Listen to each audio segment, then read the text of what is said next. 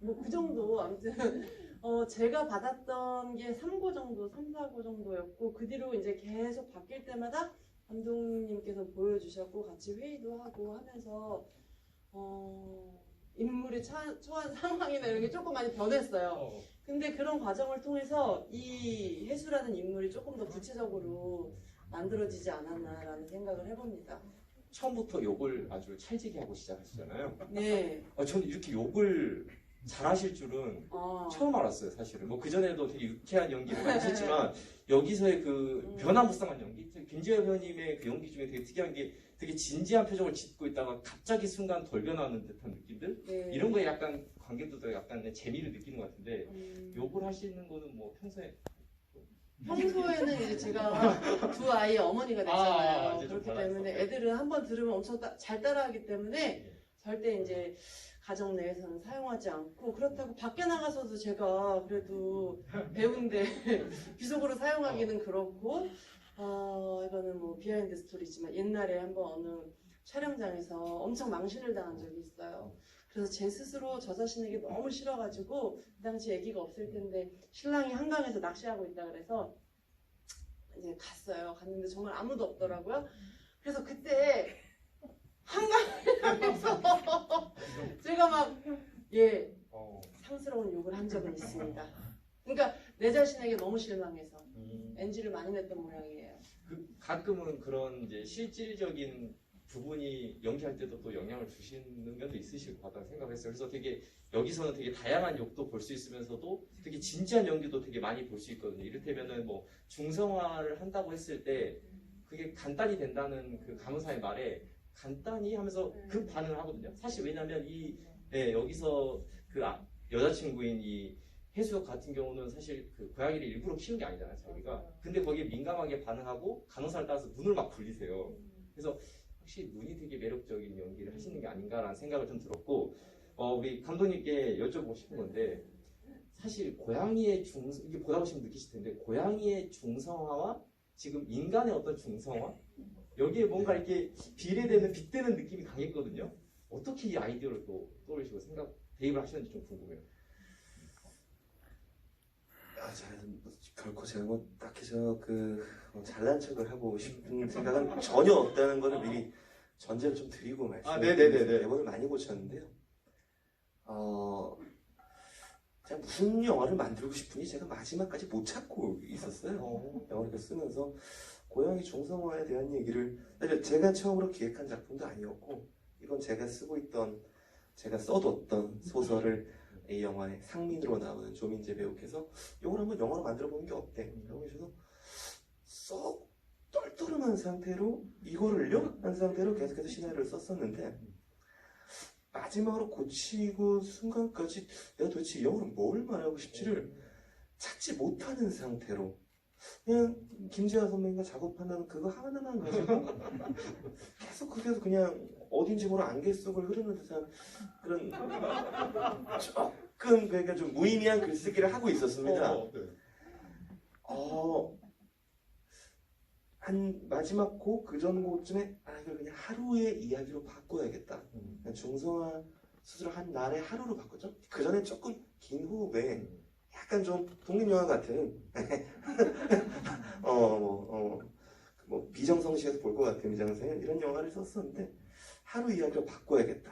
그리고 장면을 처음부터 다시 써내려가는데 이제 그 김혜화 선배님과 이렇게 대화를 나누면서 사실 그 자식이 나를 임신시키고 도망간 놈이다 라는 씬을 쓰니까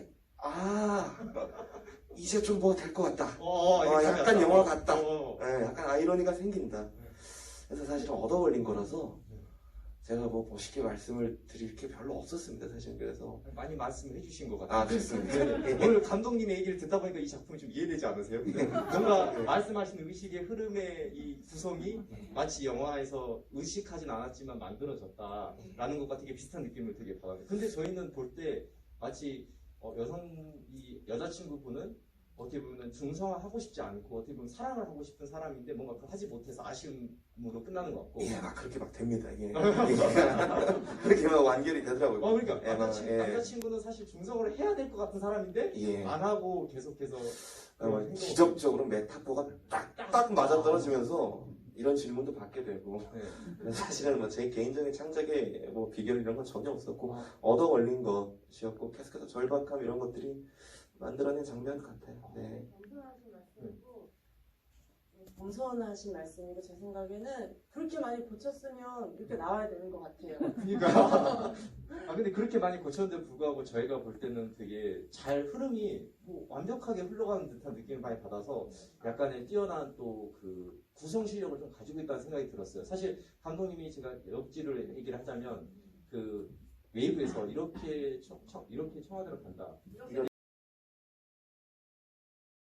인간도 어떤지를 계속 알아가고 있는 중인데 연기는 되게 정말 정말 좋았습니다. 뭐 좋았다, 뭐 좋은 걸 더 어떻게 좋아라고 말을 하냐고 이렇게 말씀해 주시는 것 같아요. 그러면은 감독님 그건 궁금해요. 저는 다운에서 정말 여러 그 깊이 있다고 해야 될까? 되게 우울한 어떻게 보면 받아들이고 싶지 않은 소식을 들었을 때 그 부부의 감정의 변화가 엄청나게 바뀌는 그 영화잖아요. 그러면서 동시에 마지막에는 너는 이 상황에서 어떡할래? 라고 질문을 묵직하게 던지고 끝나는 작품이라고 볼 수 있는데 그래서 어떻게 보면 오늘 본 단편의 내 작품의 마지막 마무리를 하기에는 너무 제격인 작품이라고 생각이 들었는데 이 작품에서 감독님이 보시기에 이에 어떤 한 장면, 김재열 배우 이 장면은 아직도 기억에 남는다, 명장면을 꼽는다 이런 장면 있으실까요? 다 명장면인가요? 저희 첫 장면이 지아 배우님이랑 그 윤경호 배우님이랑 그 테이크가 첫 번째였거든요. 그래서 처음 그러니까 저는 보통 한 세네 번 정도 찍고 이렇게 고르면 되겠다고 생각했는데 그 장면 처음 찍고 저는 이건 더 안 찍어도 되겠다고 생각했었거든요. 그리고 한 번 더 찍었던 것 같아요.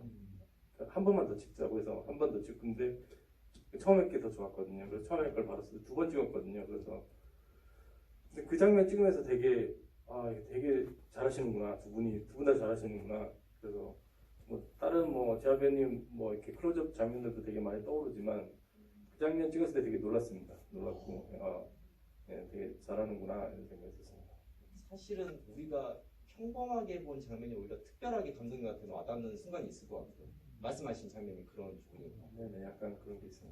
저한테 되게 말씀하세요. 저도 개인적으로 그 장면 제일 좋았어요. 그리고 또 이제 저희 터널에서 운전하면서 찍은 씬 있잖아요. 그거는 실제로 그 감독님께서 의도하신 바가 이 환한 곳에서 막 얘기하다가 전화를 받으면서 그 터널 속으로 들어가잖아요. 그걸 위해서 저희가 여러 번 거기서 이제 촬영을 했고, 그거를 의도하셨고, 그게 저는 진짜 되게 놀라운 지점이라고 생각합니다. 그러니까 어떻게 보면은 이 개인의 감정을 어떻게 보면 영화 속의 그 미장센 풍경 이런 것도 같이 섞어서 의미를 전달하는 게 되게 연기하기도 되게 좋으셨을 것 같다는 생각이 들어요. 저는 거기에 덧붙여서 우리 또 그 이우수 감독님의 말씀을 듣기가 되게 쉽지 않을 것 같아서 미리 선제 타격을 살짝 들어가자면 좀 궁금한 게 있었어요. 영화를 보면서 그 처음 이제 소식을 듣고 이제 다시 집에 돌아오잖아요. 그때 그 느낌을 정말 잊을 수가 없거든요. 오자마자 눕고 바로 누운 다음에 다시 벌떡 일어나잖아요. 그 다음에 검지 손가락으로 무릎을 툭툭툭 쳐요. 계속 뭔가 고민하듯이. 혹시 기억하시면 저는 그게 되게 어떻게 보면 배우가 무의식적으로 하는 그런 제스처들이 이 사람들한테 주는 어떤 영향들이 있다고 생각하거든요. 혹시 기억하신다면 그 부분도 생각나시는 게 있으실까요? 저만 기억을 전혀 얘기를 나중에 다시 생각나시면 그때 한번 얘기를 해보도록 하겠습니다. 그거는 말씀하신 대로 아마 이제 내가 지금 여기서 어떻게 해야 되나 또는 그 전에 그 병원에서 있었던 일들을 생각하다가 보니까 그 인물이 아마 툭툭툭 치면서 생각한 것이 아닐까라는 생각이 들어요. 저는 가끔 그런 거 보면 좀 궁금하거든요. 의식하고 그 제스처를 하시는 걸까? 아니면 생각하고 하신 걸까? 아니면 그냥 거기서 연기를 하다 보니 나도 모르게 나왔는데 찍고 보니 그게 나온 건가? 가끔 궁금할 때가 있거든요. 그렇죠. 그게 어떻게 보면 이 배우와 배역이 같이 콜라보를 잘한 결과 그런 게 아닐까라는 생각이 들어요. 그러니까 저는 막 이런 어떤 되게 제스처까지 되게 섬세하게 디자인 하시는 분들이 있잖아요. 근데 또 저도 그럴 때도 있지만 그렇지 않을 때가 사실 더 많거든요. 어떻게 보면은 그냥 그 테이크가 들어간 순간 상대 배역과 이 공기가 주는 그런 에너지에 의해서 움직여지는 그런 것들이었다고 생각이 되어져요. 그 장면은. 정리하면 천부적인. 네. 근데 저는 개인적으로 이제 제가 다시 한번 정리하면은 이 영화를 보면서 저는 그 배우가 가장 돋보일 때가 얼굴만으로 연기를 할 때인 것 같아요. 그래서 감독님들의 작품들을 보면서 느낀 게 되게 김재열 배우님이 가지고 있는 얼굴을 어떻게 활용할까에 대한 고민을 굉장히 많이 하셨다는 생각이 들거든요. 그래서 감독님들의 김재열 배우님 얼굴을 나는 이렇게 활용하고 싶다 이런 생각이 있었는지 감독님 좀 궁금합니다. 저는. 혹시 하승민 감독님은 좀 생각해 보신 게 있으실지. 기억이 안 나신다는 표정으로 지금. 그러니까 사실은 찍기 전에는 그렇게 이제 생각을 모르겠습니다. 그러니까 제가 지금도 뭐 연극 연출을 하고 있는데요. 그래서 사실은 이제 연극을 연출을 했던 상황이다 보니까 이제 물론 이제 영화 입장에서는 클로즈업이나 얼굴에 대한 어떤 생각들이 아마 다른 감독님들은 많으실 거라 생각해요. 근데 저한테는 좀 언어가 좀 더 중요하게 접근했던 것 같고요. 다만 이제 찍고 나서 저희들이 이제 편집을 하면서 봤을 때는 그때 저는 촬영할 때 바빠서 잘 몰랐던 재하 씨의 표정들을 보면서 되게 즐거워했죠. 사실 그래서. 어떤 부분이 즐거우셨나요? 되게 그러니까 남편이 이제 자기의 어떤 것들을 몰랐을 때 실망하는 그러니까 남편의 어떤 답답한 말을 했을 때 표정 짓는 것과 그다음에 자기 어떻게 보면 또 다른 자아인 심해에서 온 듯한 남자친구가 왔을 때 확 바뀌는 전화하면서 바뀌는 어떤 모습들 이런 걸 봤을 때 정말 다양한 모습이고 근데 그 모습들이 참 좋았어요. 살아있는 모습들이. 저도 그런 순간순간 획획 바뀌는 김재열 배우님의 이런 표정과 억양이 바뀔 때 정말 좀 저도 같이 몰입된다는 생각을 좀 갖게 되는 것 같아요. 말씀하신 것처럼. 그게 이렇게 획획 한다고 해서 그냥 획념하는 게 아니라 되게 설득력이 있죠. 그래서 그게 어떻게 보면 저는 이렇게 감히 말씀드리지만 그건 기술이라고 생각해요. 연기의 어떤 훌륭한 기술, 네. 연기의 기술 비법 하나를 이렇게 또 표현한 것 같아요. 어떻게 김홍기 감독님은 어떻게 이 김재열 배우님의 얼굴 어떻게 생각하시나요? 얼평은 아닌데 얼굴을 영화에서 활용할 때 있어서 어떻게 생각하시는지. 저는 지금도 딱히 내세울 게 없는 창작자고 이 영화를 찍을 때도 마찬가지였고 사실은 김재하 배우님 정도의 거물급 배우와 작업을 한 게 처음이었어요. 사실은 그래서 저도 본래 연극을 했던 사람이고 그 전까지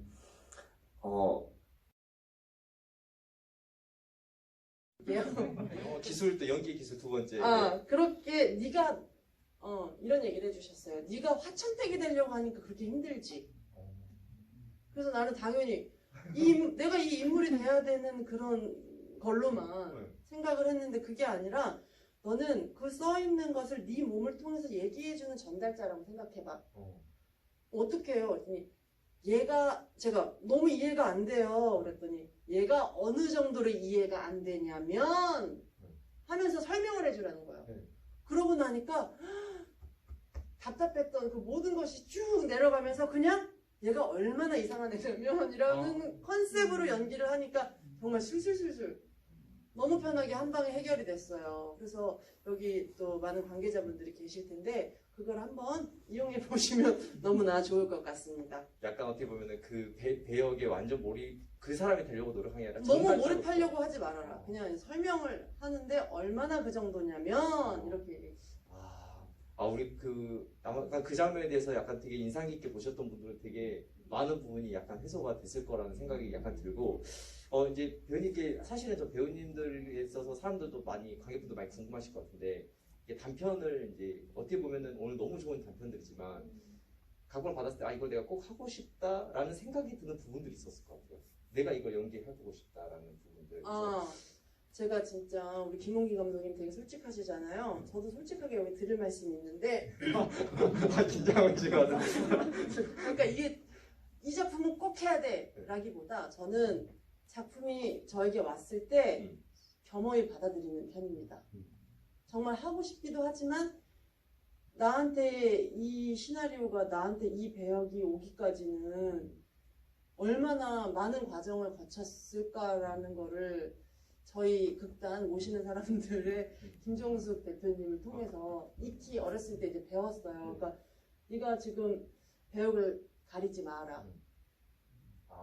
이거는 하늘이 주는 거다. 그래서 세 분을 하느님으로 생각하고 정말 너무 일단은 하고 싶은 것은 당연한 건데 저는 언제든지 이제 배역이 왔을 때 하기 싫음과 하기 좋음을 이제 막 논하지 마라. 약간 그런 스타일이 됐어요 어느 순간.